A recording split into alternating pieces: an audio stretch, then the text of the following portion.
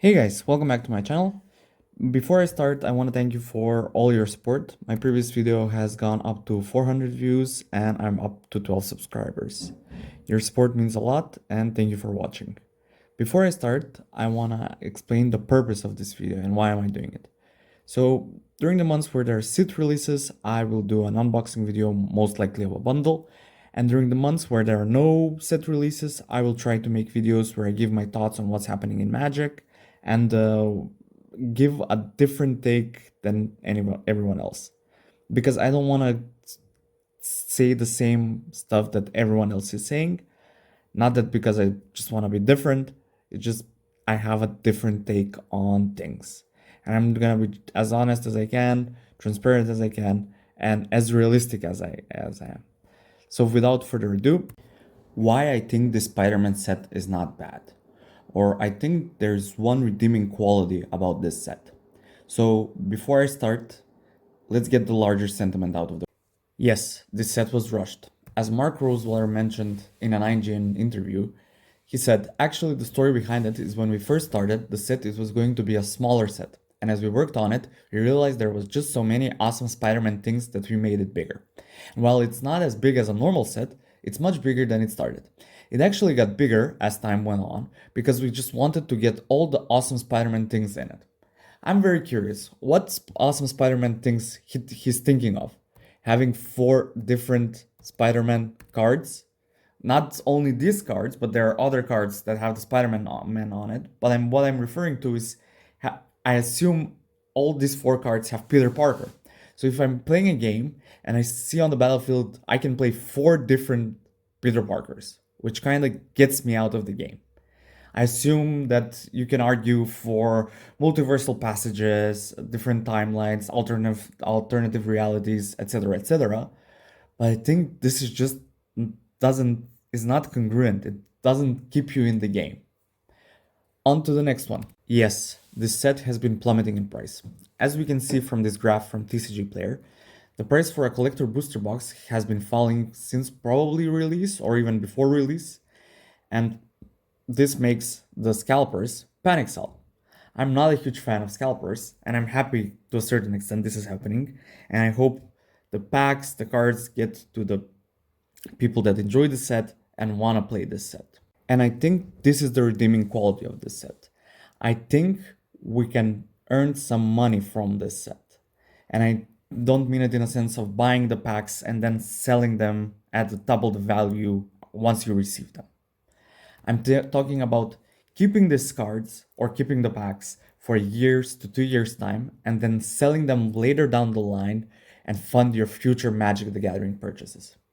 And you might say, hey, I just want to skip this set. I don't want to do anything with Universes Beyond. I just want to reminisce when we had 4 sets per year. I want to give Magic the Gathering a big thumbs up until this fades away and wait until Lord. And that's totally fine. I fully understand. But hear me out and maybe I'll change your opinion by the end of it. So I'm gonna show a few points why I think it might be worth to buy a few collector packs and keeping them for a year's time to resell and then earn some money to buy new Magic products. So I'm gonna show the prices of 3 collector boosters and how their price changed over the years. And I'm gonna pick sets which weren't a big favorites when they came out. So first set is Streets of New Capenna. So as you can see from this graph from TCG Player for 1 collector booster, the price has increased by 40% compared to last year. Similar to Murders at Karlov Manor. Once again, 1 collector booster price from TCG Player, the price has gone up by 47%. And the third set is Outlaws of Thunder Junction. The price has increased by 54% compared to last year, once again for a collector booster. And I think we all can agree here that all these 3 sets weren't favorite when they came out. They're not favorite sets right now, and their price keeps on increasing. My other point why this set is a good set to invest and buy collector boosters is just the IP. I mean, it's insane how big of an IP Spider-Man is. I went on vacation and all the kids had Spider-Man toys with them. It was insane. I could not turn my head without seeing at least one Spider-Man thing.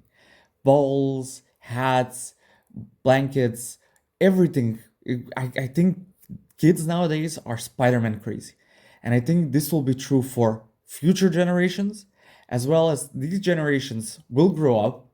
This set will be their first set, and they will reminisce and look fondly on this set as their first set in Magic the Gathering.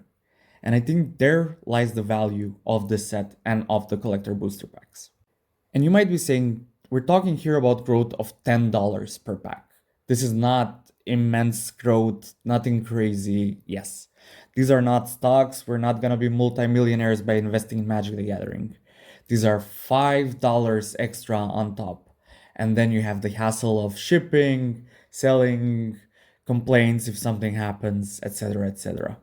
But with the ever-growing prices, I won't be surprised if I'm at some point begging for Magic the Gathering money. I mean, having a family and all the prices going up and the inflation and everything, I mean, you need to find a way to. I need to find a way to fund my future Magic the Gathering purchases. So, full transparency, this is not financial advice, and please don't listen to me. Furthermore, I do not own an LGS and I'm not sponsored by Wizards of the Coast or the big collector booster industry. And third, I have bought two Spider-Man collector boosters and I have bought them at 45 euros each. And currently, one collector booster is going around 35 euros. So yes, this is me.